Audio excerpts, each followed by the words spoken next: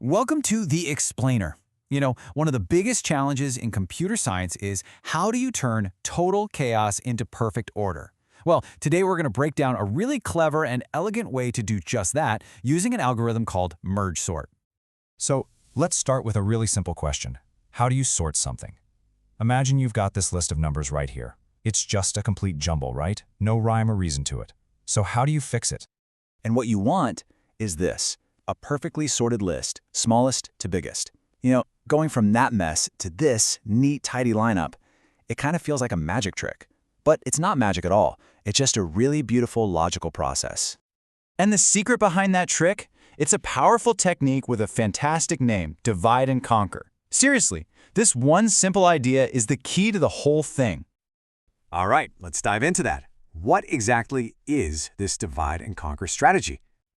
So, in the world of computer science, divide and conquer is a classic move. The idea is you take a big, messy problem, like sorting a huge list, and you just keep breaking it down. You chop it in half, then chop those halves in half, and you keep going until the pieces are so ridiculously small that they're super easy to solve. And this quote really gets to the heart of why this works. See, it's actually really easy to combine two lists as long as both of those lists are already sorted to begin with. That's the key insight here. Okay, so let's look at the first part of that name, the divide step. This is where we start breaking things down. Right. So we're back at our starting point, this jumbled up list.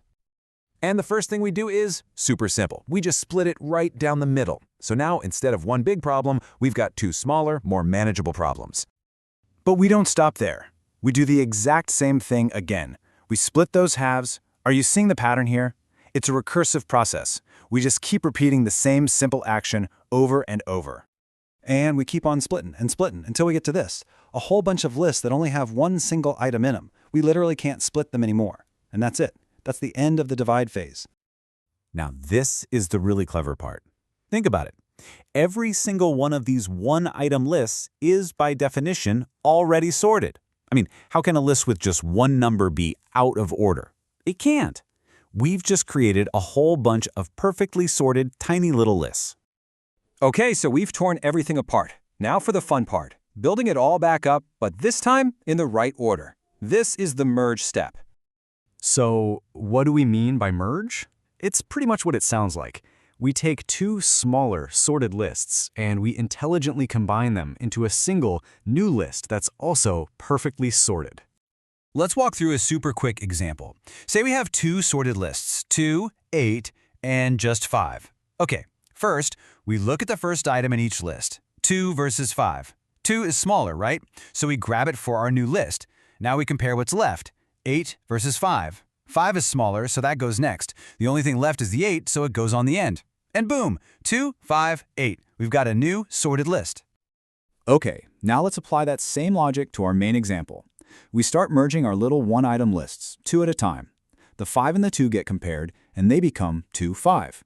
We just keep repeating that simple merge process, combining these sorted pairs into slightly bigger sorted lists.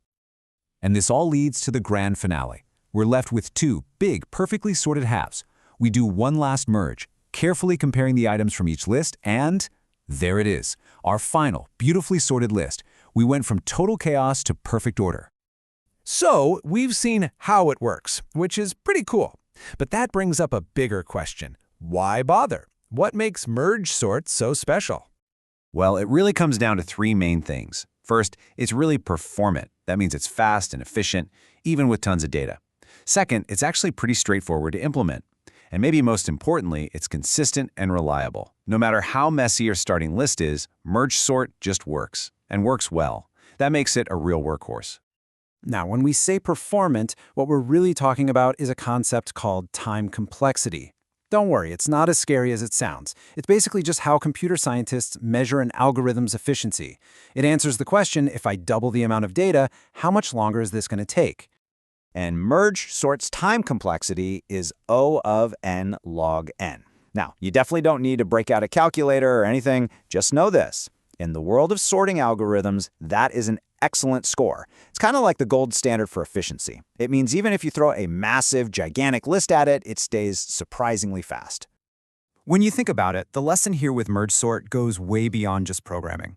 It's a powerful philosophy for solving problems, right? It shows us that sometimes the smartest way to tackle a huge, overwhelming challenge is to just break it down into tiny, solvable pieces.